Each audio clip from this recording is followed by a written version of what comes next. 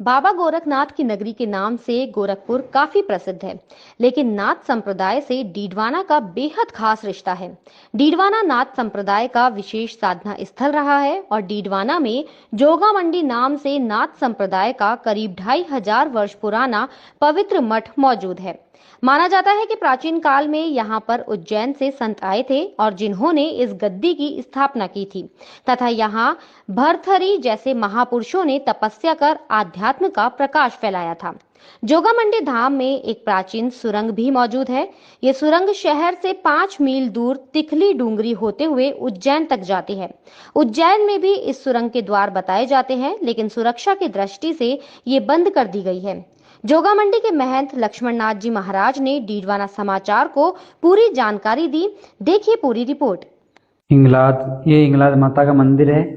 यहाँ भरतरी जी महाराज ने प्रथम पीठ कराची के अंदर जो पाकिस्तान के हक में चला गया जब देश का विभाजन हुआ, दूसरा भरतरी जी महाराज ने यहाँ डीडवाना आबा नगर के अंदर यहाँ स्थापना की। ये भी जब भरतरी जी महाराज यहाँ तपस्या करते थे, जब उन्होंने अपने हाथों से लाके हिंगलाज माँ का शीश और वो छोटी मूर्ति का यहाँ स्थापना की, माँ भगवती और माँ दुर्गा की आराधना करते थे भरतरी जी महाराज। ये सुरंग है, गुफा उज्जैन नगर के अंदर जब राजा भरतरी जी तपते थे, वहां पे भरतरी गुफा के नाम से विज्ञात जगह है छिपरा नदी के तट पे।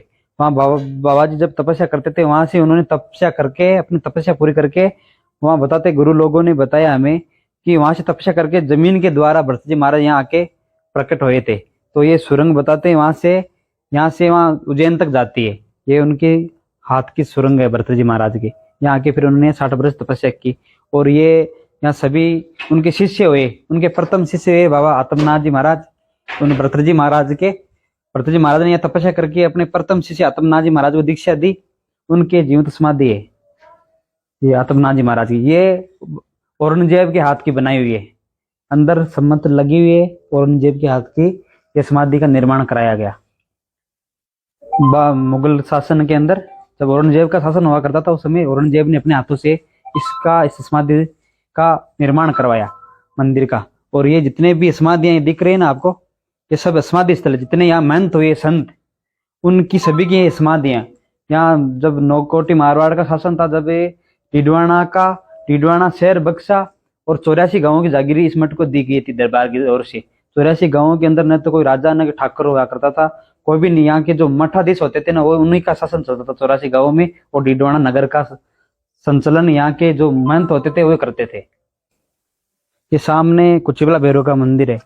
यह भगवान भरतरी जी महाराज ने भैरव को सिद्ध किया और कुचिबला के अंदर पीठ स्थापना की। कुचिबला भैरव का स्थान है। ये गौशाला हुआ करती थी। तो यहाँ ये अकबर के हाथ की बनाई हुई गौशाला है। अकबर के समय में यहाँ गायें हुआ करती थी। तो अकबर यहाँ से जब गुजर रहा था, तो उनके यहाँ गायें देखी तो अपने दूध पीने के लिए ले जाने लगे। तो यहाँ कंचननाथ जी महाराज हुआ करते थे। उन्होंने अपनी लंगोटी की फटकार से उन गायों को और बैलों को सिंह का रूप दे दिया। तब अकबर पांव पड़ के यहाँ शिलालेख भी लगा हुआ है, ये गौशाला का निर्माण करा के गया।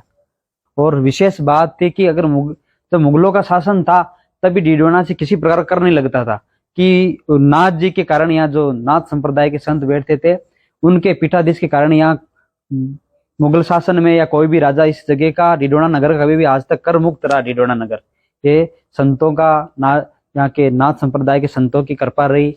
और भी यहाँ नगरी, एक डीडवाना नगर को उपकाशी भी कहा जाता है। बहुत से हमारे गुरुजी बताते हैं कि यहाँ पे बहुत से संत और बहुत से बगीचियां, बहुत से मंदिर हुआ करते थे, जिनमें प्रत्येक में संत रहते थे। बहुत असीम कृपा थी डीडवाना नगर के ऊपर संतों की, इसलिए डीडवाना उपकाशी का भी दर्जा दिया गया डीडवाना। इसे श्रीनाथ जी कचहरी कहा जाता है। जब नाथ जी का शासन था, जब यहाँ पे बैठ के न्याय करते थे लोगों का, कोई भी अत्याचार होता था, किसी पे कोई पीड़ित होता था, यहाँ पे बैठ के, तो यहाँ गादीपति होते थे, वो यहाँ पे बैठ के न्याय करते। इसको श्रीनाथ जी कचहरी के रूप से जाना जाता है। ये थरनाथ जी महाराज की समाधि, जब मैंने आपको अंदर बताया ना, थरनाथ जी महाराज की समाधि, इन्होंने पवन वेग के द्वारा समाधि ली थी। जब यहाँ इनको मुगल काल में समाधि नहीं लेने दिए बादशाह ने, बोले चमत्कार होगा जब हम समाधि लेने देंगे। तो उन्होंने ये दरवाजा बंद करके पवन वेग से उठ के यहाँ धरती के अंदर समा गए थे थरनाथ जी महाराज। हमारे गुरु महाराज पीर योगी भगवान नाथ जी महाराज की समाधि है। वैसे तो यहाँ के संतों की समाधि अंदर ही दी जाती है, इनकी इच्छा थी कि मेरी समाधि बाहर दी जाए। उन्होंने इस मठ को बचाने के लिए गुरु महाराज ने बहुत संघर्ष किया। एक बार तो ये मठ क्या किसी प्रकार से बिल्कुल दुष्ट हो चुका था, कोई नाम भी नहीं जानता था मठ का। तो ये आपसे हमारे गुरु महाराज का ये तपस्या थी, उनका जीवन का संघर्ष था। उन्होंने अपने जीवन का खून पसीना बहा के इस जोगा मंडी को वापसी विज्ञापित किया और उनकी मेन तपस्या से जोगा मंडी आज यहाँ लोगों का आवागमन है, लोग यहाँ आते हैं, वापसी जोगा मंडी उभर के आई है। तो इनकी तपस्या की बदौलत वापसी इस जोगा मंडी का उत्थान हुआ है। इन्होंने यहाँ जीवन में संघर्ष करके इनकी समाधि गुरु महाराज की, इन्होंने बहुत संघर्ष किया, जमीनें छुड़ाई, इस मठ को वापसी बनाया। इनका जीवन का बहुत योगदान रहा गुरु महाराज का।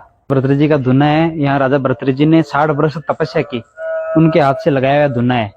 यहाँ गुलर का पेड़ हुआ करता था, इस पेड़ के नीचे भरतरी जी महाराज तपस्या करते थे। ये पेड़ पुराना होने की वजह से वो नष्ट हो गया, उसकी जगह ऑटोमेटिक प्राकृतिक ये पीपल का पेड़ हुआ।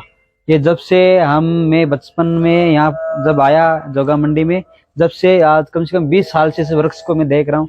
20 साल से इसकी तना, इसका फैलाव इतना ही है, न तो बढ़ता है न घटता है। ये पता नहीं भरतरी बाबा की क्या माया है, बस ये ऑटोमेटिक प्रकृति अपने आप ही उगा। ये पेड़ न तो उगाया गया, अपने आप ही अंकुरित हुआ।